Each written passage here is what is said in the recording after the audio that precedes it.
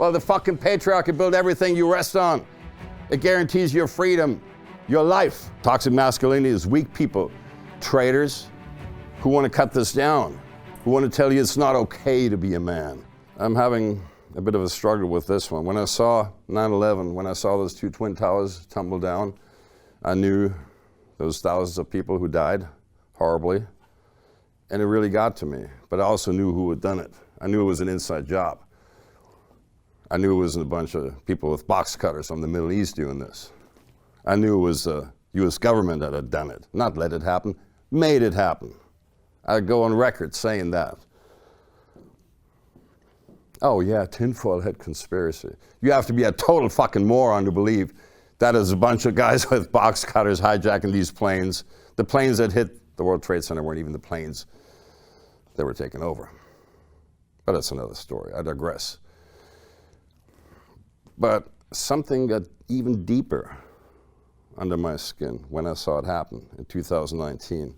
It hurt me more, it touched me more, even though, notwithstanding the tragedy of 3,000 lost lives at 9/11, somehow it got deeper under my skin when I saw that little spire collapse in flames on the Notre Dame fire in Paris, because I knew that that was arson. I knew who was behind it, I still do. I'm not going to tell you who that was. I'm not going to point the finger at the globalists or Macron or any of these criminal traitors.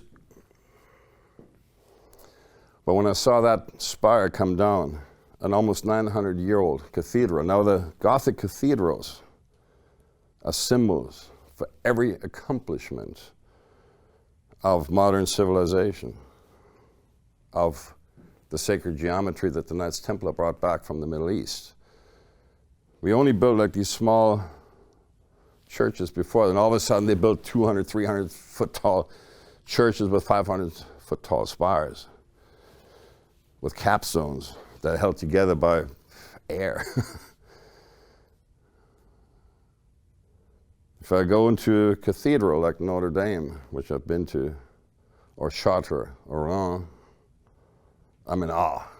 I'm in absolute awe of the unbelievable skill, accomplishment, and vision that some of these people had 1,000 years ago when they built those Gothic cathedrals, which has nothing to do with the Goths, or Gothic, by the way. It's a different story. But all the accomplishments you see today in society were put there by people who understood their roots, the roots of Western civilization, and yes, Christianity, and the culture and the arts that it inspired. The relative safety, where not every barbarian with a club could just take your woman, but there was actually the rule of law. The rule of law, equal under the law. That's what it says in the Constitution, that we're all equal before God and before the law. Not some privileged class that takes it all.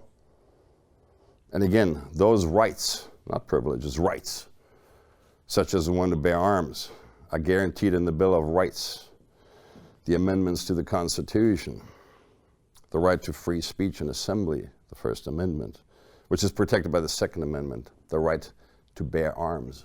Not muskets of the 18th century, whatever arms you can find. That could include a tank or a missile. Any arms. It's guaranteed as a right, an inalienable right in the Constitution, for a good reason, because all that evil needs to triumph is for good men to do nothing, to stand by idly, just like I see it mostly here, and to a much greater extent in Europe, where people are just standing by. Oh, well, yeah, it's just an old church. Who cares? It's a symbol of male privilege anyway. And the patriarchy, well, the fucking patriarchy built everything you rest on. It guarantees your freedom, your life, your prosperity, that you live without having to look over your shoulder every minute of the day. That's what it guarantees, nothing less. And that's, my friend, is toxic masculinity. That's not toxic masculinity. Toxic masculinity is weak people, traitors, who want to cut this down, who want to tell you it's not okay to be a man, who want to tell you you should be like a pussy, like a woman. You ever see those fashion collections where they're wearing garter belts on their unshaven hair and legs? I mean, this is beyond faceplants. This is mayhem. This is bedlam. This is insanity. This is pandemonium. This is demonic energies welling up from hell in an eternal fight for our souls. And again, I'm not coming at this from a Christian or a religious perspective.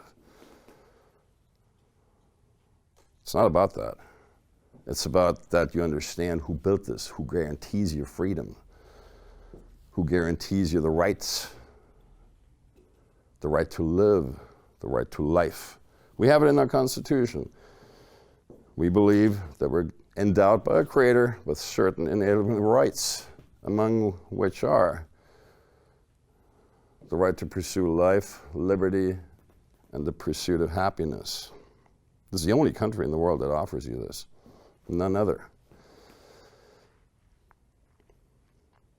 And it's guaranteed. And it was conceived by men, evil, white, old men. Worse, Christian men. Even worse, mostly heterosexual men. Although we don't know about some of them, but it's irrelevant.